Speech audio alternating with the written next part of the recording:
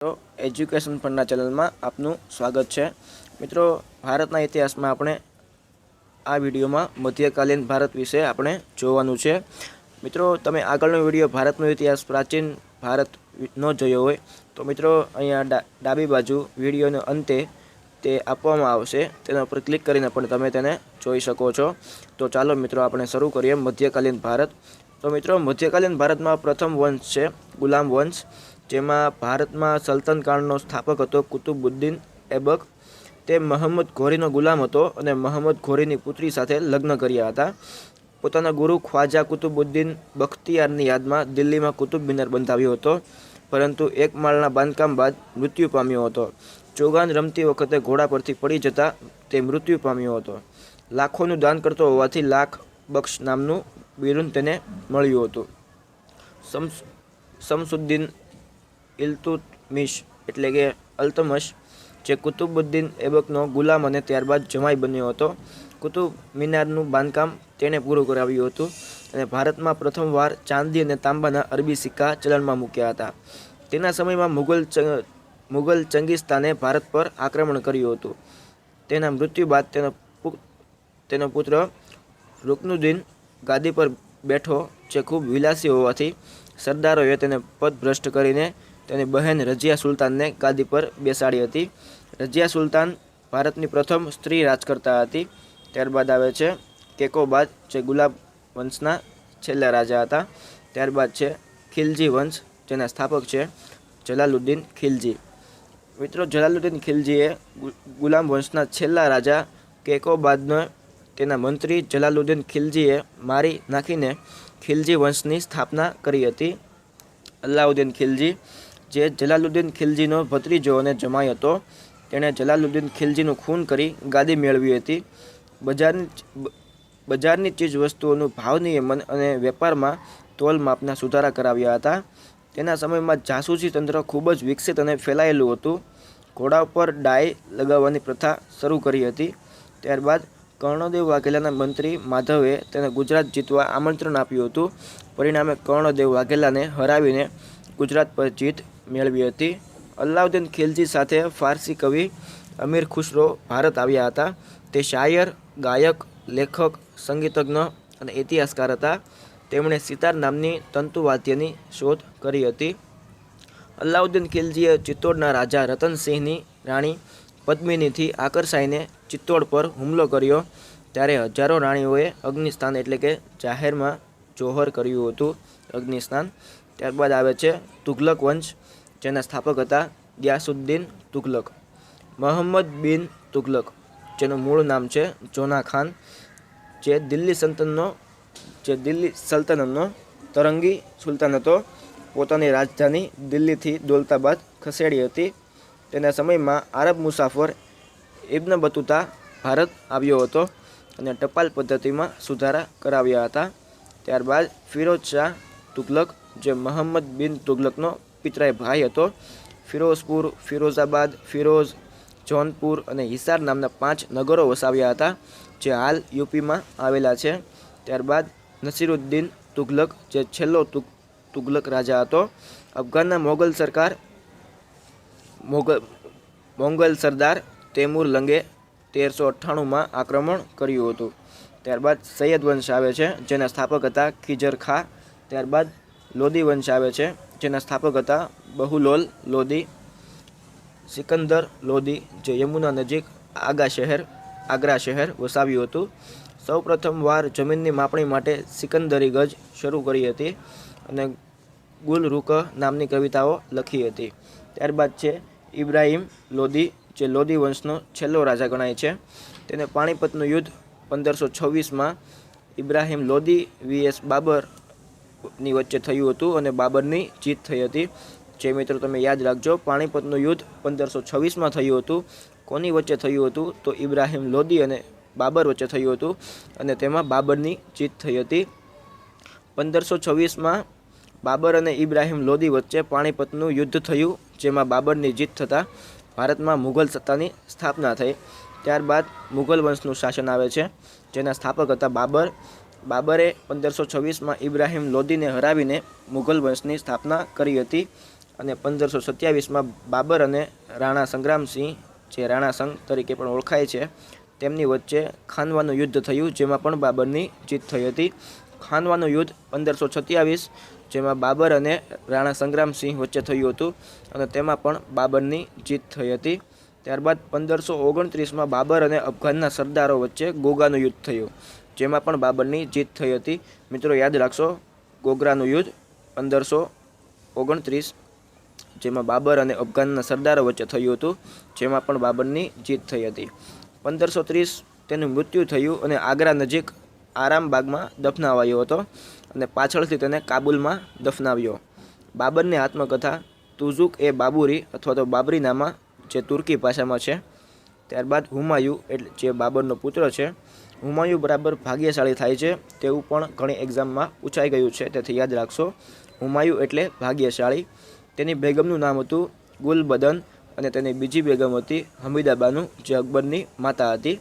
1556માં પુસ્તકાલયની સીડી પરથી પડી જતાં તેનું મૃત્યુ થયું હતું અને હુમાયુની આત્મકથા તેની બેગમ ગુલબદને લખી હતી, જે તેની પ્રથમ બેગમ હતી.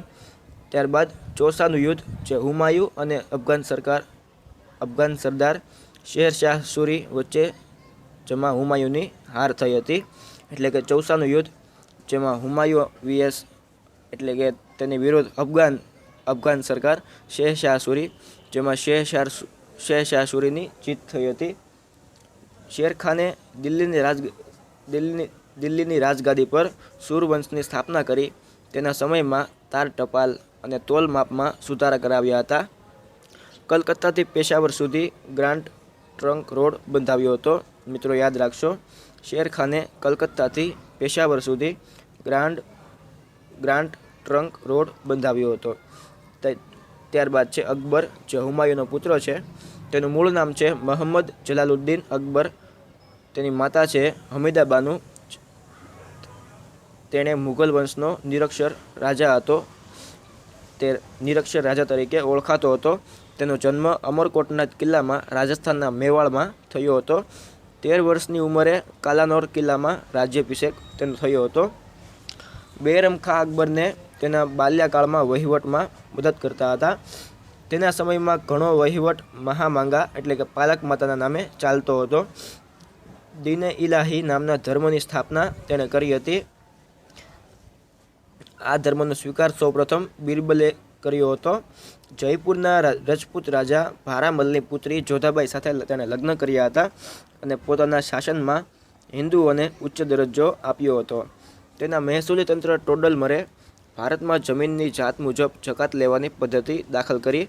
ત્યારબાદ અકબર અને મુઝફ્ફર શાહ ત્રીજો તેની વચ્ચે યુદ્ધ થયું, જેમાં અકબરની જીત થઈ હતી. અકબરે ગુજરાતના રાજા મુઝફ્ફર શાહ ત્રીજાને હરાવ્યો અને ગુજરાત વિજયની યાદમાં ફતેહપુર સિકરીમાં બુલંદ દરવાજો બંધાવ્યો, જે વિશ્વનો સૌથી મોટો દરવાજો છે. ત્યારબાદ અકબરના દરબારમાં 9 રત્નો હતા. મિત્રો યાદ રાખજો. બિરબલ, જેનું મૂળ નામ છે મહેશદાસ, જેઓ હિન્દુ હતા. ત્યારબાદ છે ટોડલમલ, જે મહેસૂલ મંત્રી હતા. ત્યારબાદ છે તાનસેન, જે ઉચ્ચ કક્ષાનો ગાયક હતો. ત્યારબાદ મુલ્લા દો પ્યાજા, જે રમૂજ પ્રવૃત્તિ માટે જાણીતો હતો. ત્યારબાદ છે ફેઝી, જે સેનામાં હતો. અબુલ ફઝલ, જે મહાન ઇતિહાસકાર હતા. અને અબ્દુલ રહીમ ખાન ખા. અને ત્યારબાદ છે હમીમ હમામ. અને 9માં છે છેલ્લા રાજા માનસિંહ. મિત્રો પાણીપતનું બીજું યુદ્ધ 1556માં થયું અકબર અને હેમુ વચ્ચે, જેમાં અકબરની જીત થઈ હતી. 1556માં અકબર અને અદિલ શાહના સેનાપતિ હેમુ વચ્ચે પાણીપતનું બીજું યુદ્ધ થયું, જેમાં હેમુની હાર થઈ હતી. ત્યારબાદ 1576માં અકબર અને મહારાણા પ્રતાપ વચ્ચે હલ્દી ઘાટીનું યુદ્ધ થયું, જેમાં અકબરની જીત થઈ હતી. 1576માં અકબર અને મહારાણા પ્રતાપ વચ્ચે યુદ્ધ થયું. કયું યુદ્ધ? હલ્દી ઘાટીનું યુદ્ધ, જેમાં અકબરની જીત થઈ હતી. ત્યારબાદ 1905માં સિકંદરાબાદમાં મરડાના રોગથી મૃત્યુ થયું હતું. ત્યારબાદ અબુલ ફઝલે અકબરની આત્મકથાનું પુસ્તક અકબરનામા અને આઈને અકબરી લખ્યું છે. બીજાપુરના રાજ્ય અહમદનગરની સુલતાના ચાંદ બીબીએ અકબરની મુઘલ સૈન્યનો વીરતાપૂર્વક સામનો કર્યો હતો. ત્યારબાદ છે જહાંગીર, જેનું મૂળ નામ છે સલીમ. તેની બેગમ છે નૂરજહાં, જેનું મૂળ નામ છે મહેરુન્નિસા. અંગ્રેજ પ્રતિનિધિ સર ટોમસ રોએ ભારતમાં વેપાર કરવાની પરવાનગી આપી હતી તેવો રાજા છે. જહાંગીર, જેને કાશ્મીરમાં શાલીમાર બાગ બંધાવ્યો હતો અને શીખોના ગુરુ અર્જુન દેવ પાંચમા એટલે કે શીખોના પાંચમા ગુરુ અર્જુન દેવ તેની હત્યા કરાવી હતી. 1622માં શાહજહાંએ તેનું ખૂન કરાવ્યું હતું. ત્યારબાદ અકબરની વિશ્વાસુ અબુલ ફઝલનું ખૂન કરાવ્યું હતું. તેની આત્મકથા તુઝુક એ જહાંગીરી ફારસી ભાષામાં છે. ત્યારબાદ શાહજહાં, જેનું મૂળ નામ છે કુરમ, પ્રિન્સ ઓફ બિલ્ડર તરીકે ઓળખાતો હતો. આગ્રામાં બેગમ મુમતાઝ મહલની યાદમાં સંગેમરમરનો તાજમહેલ બંધાવ્યો હતો. દિલ્હીમાં લાલ કિલ્લો, પુરાણો કિલ્લો, દીવાને આમ, દીવાને ખાસ અને મુસલમાનોની સૌથી મોટી એવી જામા મસ્જિદ બંધાવી હતી. અમદાવાદમાં શાહીબાગ મહલ અને આગ્રામાં મોતી મસ્જિદ બંધાવી હતી. 7 કરોડના ખર્ચે હીરા, મોતી, માણેક, નીલમ જડેલું મયુરાસન બનાવ્યું, જેને ઈરાનનો નાદિર શાહ લઈ ગયો હતો. ત્યારબાદ છે ઔરંગઝેબ, જે શાહજહાંનો પુત્ર હતો. તેને પિતા શાહજહાંને કેદ કરી ભાઈઓને મારી નાખીને ગાદીમાં બેઠો હતો. ધર્મ સુન્ની મુસલમાન વ્યસનોથી દૂર રહેતો હતો. તે રાજ્યની મિલકતને પવિત્ર માનતો અને પોતાનું ગુજરાન ટોપીઓ સીવીને ચલાવતો હતો. હિન્દુઓને પાપીઓ કહેતો હતો અને હોળી, દિવાળી જેવા તહેવારો તેમજ પારસીઓના નવરોઝ જેવા તહેવારોની ઉજવણી પર પ્રતિબંધ મૂકતો હતો. શીખોના ગુરુ તેજ બહાદુર, જે 9મા છે, તેની હત્યા કરાવી અને મુસ્લિમ ધર્મ અંગીકાર ન કરવા બદલ તેની હત્યા કરાવી હતી. અકબરના સમયમાં શરૂ થયેલ જમીનની જાત મુજબ જકાત લેવાની પદ્ધતિ બંધ કરાવી અને એક સરખી જકાત પદ્ધતિ દાખલ કરી હતી. તેના સમયમાં સુરત મક્કાનું પ્રવેશ દ્વાર ગણાતું હતું અને શિવાજીએ 1664 અને 1670 એમ 2 વખત સુરત લૂંટ્યું હતું. યાત્રાવેરો અને જજિયાવેરો શરૂ કરાવ્યો હતો. ફ્રેન્ચોએ ભારતમાં વેપાર કરવાની પરવાનગી આપી હતી અને 1707માં તેનું મૃત્યુ પામ્યું અને દૌલતાબાદમાં દફનાવવામાં આવ્યો હતો. ત્યારબાદ છે બહાદુર શાહ જફર, જે ભારતમાં મુઘલ સલ્તનતનો છેલ્લો રાજા હતો. બહાદુર શાહ જફર ત્યારબાદ ભારતમાં બ્રિટિશ યુગની શરૂઆત થઈ. મિત્રો, અત્યાર સુધીનો યુગ હતો તે મધ્યકાલીન ભારતનો એટલે કે મધ્યકાલીન યુગ ગણાતો હતો. મિત્રો, અહીંયા આપણો મધ્યકાલીન ભારત પૂરું થાય છે. મિત્રો, તમને અમારો વિડીયો ગમ્યો હોય તો લાઈક કરજો અને સબસ્ક્રાઈબ કરજો, અને તમારે હજુ પણ અમને સબસ્ક્રાઈબ કરવાનું બાકી છે તો વિડીયોની જમણી બાજુ અમારી ચેનલનો લોગો આપેલ છે, તેના ઉપર ક્લિક કરીને પણ તમે અમને સબસ્ક્રાઈબ કરી શકો છો. અને તમારે ભારતનો ઇતિહાસ ભાગ 1 જોવો છે તો મિત્રો તે ડાબી બાજુ આપેલ છે, તેના ઉપર ક્લિક કરીને પણ તમે તેને જોઈ શકો છો. આભાર.